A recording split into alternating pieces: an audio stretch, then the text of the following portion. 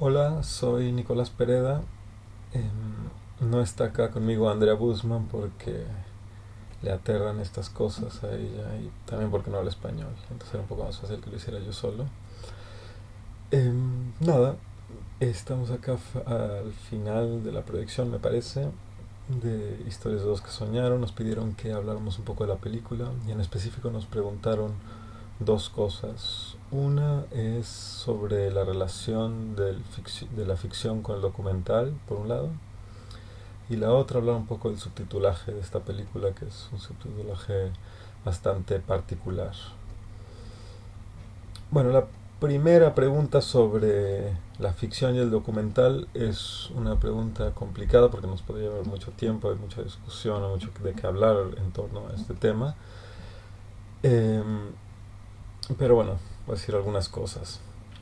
Primera, me parece una discusión compleja, no tanto por la parte de ficción, pero quizás sí por la parte documental, porque creo que estamos más o menos todos de acuerdo en qué significa ficción, no la palabra ficción, a qué nos referimos cuando decimos ficción. Y sin embargo, a qué nos referimos cuando decimos documental es un poquito más complicado. Hay más discusión en torno a eso. Igual bueno, podríamos encontrar más complicaciones, ¿no? Eh, Incluso si uno piensa en la primera película que fue proyectada, que es la de los Lumière, la de los trabajadores saliendo de la fábrica, Lumière. Esa película le hicieron tres veces, hay tres versiones de esa película, es decir, los obreros tuvieron que entrar a la fábrica, salir, entrar a la fábrica, salir, así tres veces para hacer esa película, que es considerada documental. Y quizá el dato más extraño es que fue filmada en un domingo. Es decir, no había trabajo, no había obreros en la fábrica ese día, naturalmente, sino que los llamaron exclusivamente para que salieran de la fábrica y los filmaran. Es decir, si nos ponemos más o menos rigurosos, o por lo menos si uno piensa, bueno, quiero sacar unos obreros de una fábrica, uno pensaría que eso es la definición de la ficción, ¿no? Uno consigue una fábrica, consigue un montón de gente, los mete, les pide que salgan, haces tres tomas, tienes la toma. Uno generalmente a eso no se referiría con documental, y sin embargo nos referimos a esa imagen como, o sea, nuestra relación con esa imagen es una relación documental, no una relación de ficción. Y ahí, bueno, ya se me empiezan a abrirse muchos problemas en cuanto a qué significa el documental. Igual tampoco tengo mucho tiempo para seguir hablando de eso, pero quizá ahí nos ayuda como a repensar a qué nos referimos cuando hablamos de documental.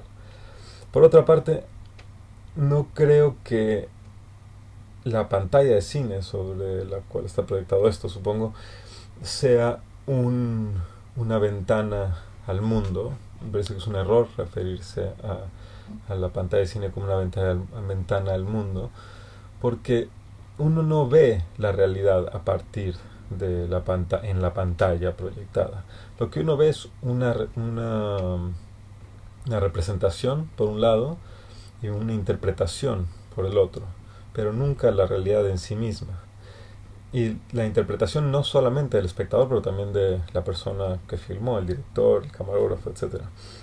Y también la interpretación de aquel que está enfrente de cámara, a la persona que estamos viendo, si es consciente que está siendo filmada, ¿no? Pero de cualquier forma no estamos viendo la realidad en sí misma, independientemente de si se está hablando de ficción o de documental.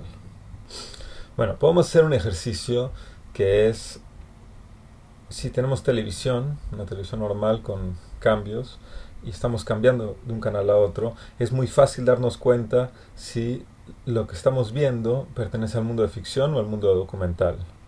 En menos de un segundo podemos saber si lo que estamos viendo lo clasificaríamos como documental o lo clasificaríamos como ficción. En menos de un segundo no sabemos ni de qué se trata lo que estamos viendo, no sabemos nada sobre el contenido de aquello que estamos viendo, y sin embargo lo podemos poner en documental o en ficción. Quizá ese pequeño ejercicio nos habla de que gran parte de lo que llamamos documental y gran parte de lo que llamamos ficción tiene que ver más con aspectos formales, de cómo se ve, cómo se siente, cómo es la luz, cómo se escucha, si los personajes tienen cómo se ven físicamente, ¿no? Eh, qué tipo de maquillaje tienen, ese tipo de cosas nos hablan mucho de cómo clasificamos las cosas, si en documental o en ficción. Y esos son elementos puramente formales que no tienen nada que ver con con lo que en general hablamos cuando hablamos de documental o de ficción. Y sin embargo yo creo que tiene un peso muy fuerte el aspecto formal para hacer estas dos distinciones. Esa es otra posibilidad para hablar acerca de la diferencia de ficción y documental. Y, y quizá lo último que voy a decir en relación a este tema es el tema de la representación. ¿Quién es la persona en la pantalla? ¿No? Ahora cuando ustedes me ven a mí proyectado, ¿me están viendo a mí o están viendo una representación de mía, es decir, algo que yo me construí para que ustedes leyeran y a partir de eso ustedes creen que me conocen, pero en realidad solo conocen una representación, una construcción, algo que yo me armé, que no soy yo, que es algo que está eh, fuera de mí, digamos, que cuando, si ustedes me conocieran en persona se darían cuenta que tienen una idea rara de quién soy yo. Entonces esta pregunta de la representación también es muy importante en términos de documental, porque muchas veces uno ve un documental para aprender sobre la realidad y quizá lo que aprende uno es sobre algo intermedio, es decir, uno no conoce aquello que está ahí realmente, como decía antes, eh, la pantalla no es una ventana al mundo, sino es como una especie de universo paralelo, ¿no? En el que nos construimos.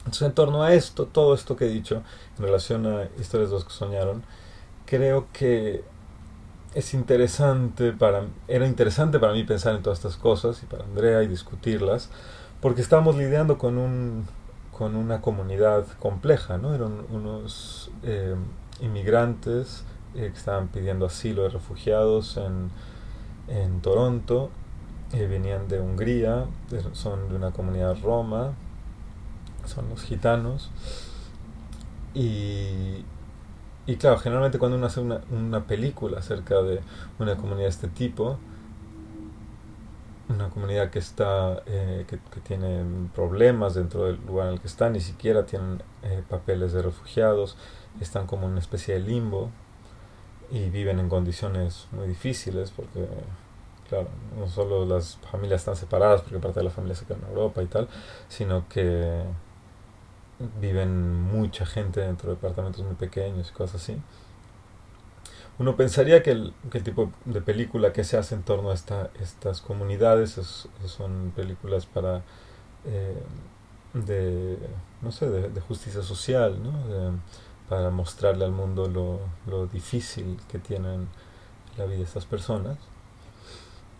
Pero nosotros teníamos ganas como de disfrutar un proceso con ellos y hacer un juego y se parecía más a pasar un rato con esas personas, divertirnos juntos, hacer un proyecto que no tuviera que ver necesariamente directamente hablar de su realidad, sino que hablar de su realidad como en una manera lúdica, en la que podemos jugar y después de hacer todas estas escenas, todos esos juegos, regresar a algo que sí tuviera que ver directamente con su situación. Esta idea de utilizar la metamorfosis de Kafka tenía que ver un poco con esta idea de la inmigración, de cuando inmigras, sobre todo en una manera forzada, llegas a otro lugar y de repente cuando despiertas en este otro lugar estás medio convertido en una cucaracha, como en la metamorfosis en el sentido de que eres irreconocible en tu entorno. Aquellos que te rodean te miran a ti como si fueras esa cucaracha, digamos, que es la condición de muchos gitanos en el mundo y en particular estos gitanos que volaban de Hungría a, a Canadá, un lugar en el que nadie entiende su idioma y no conoce sus costumbres y tiene muchos prejuicios, ¿no? De esta gente. Bueno, voy a dejar a un lado la conversación sobre ficción y documental, pero creo que dejé algunas ideas allí para que las piensen un poco. Y pasar a lo de los subtítulos, que quizás es la parte más particular de esta película, porque se habrán dado cuenta de algunos, quizá otros no, quizá lo hablaban desde un comienzo, es que los subtítulos en gran parte no traducen lo que están diciendo las personas en la película, ¿no? Sino que los subtítulos están, están inventados y dicen cosas distintas a lo que dicen los personajes. Y esto nos divertía, de alguna manera, era como un proceso de hacer una película muy distinto a lo que estábamos acostumbrados, porque era, de alguna manera, generar una película, una historia, después de haberla filmado, y, y no solo editando y armando de otra manera, sino totalmente cada escena, cada plano podía ser cualquier cosa, ¿no? Dependiendo de lo que subtituláramos, lo cual era un proceso bastante entretenido. Pero también tenía que ver con la realidad de estos personajes, ¿no? Tenía que ver con esta idea de que llegaron a un país en el que no entienden el idioma y nadie los entiende a ellos, y que todo el mundo está asumiendo qué dicen, asumiendo qué hacen, asumiendo quiénes son, y poniéndole, digamos, sus propios subtítulos a esta gente, poniéndole significado a toda la vida de estas personas sin entenderlos realmente. Entonces, un poco era un gesto como para mostrar que nosotros entramos en el mismo proceso al subtitularlos a ellos, que la gente, como los mira la gente, digamos, en este lugar, pero nosotros haciéndolo conscientemente y obviamente sin ningún tipo de malicia, porque la idea era llevar ese subtitulaje no a hacerlos quedar mal o yo qué sé, sino como simplemente llevarlos a historias distintas, a sacarlos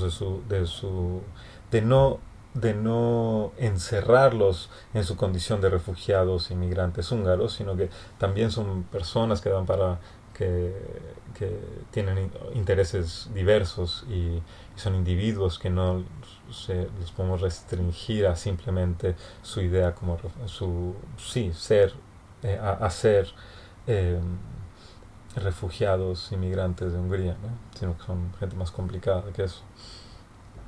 Eh, y claro, esta idea de subtitular de esta manera también tiene un vínculo con la idea de ficción y documental, porque automáticamente cuando uno subtitula a una imagen documental con ficción, se vuelve una imagen híbrida, ¿no? Una imagen que podría haber sido considerada una imagen de documental, al ponerle un subtítulo que te hace entenderla de otra manera totalmente distinta, sin ponerle una ficción a una imagen documental, digamos. Y por último, quería decir también que tanto Andrea como para mí nos parece que todo de una película, desde que se empieza a proyectarse hasta que se termina y todo lo que ocurre en la pantalla es parte de la película, y en ese sentido los subtítulos también son parte estética de la película. Es decir, los subtítulos no son algo que yo vea como que pertenecen a otro mundo y de repente se le aparecen a la película, sino es parte de lo que uno ve, es parte de lo que uno experimenta.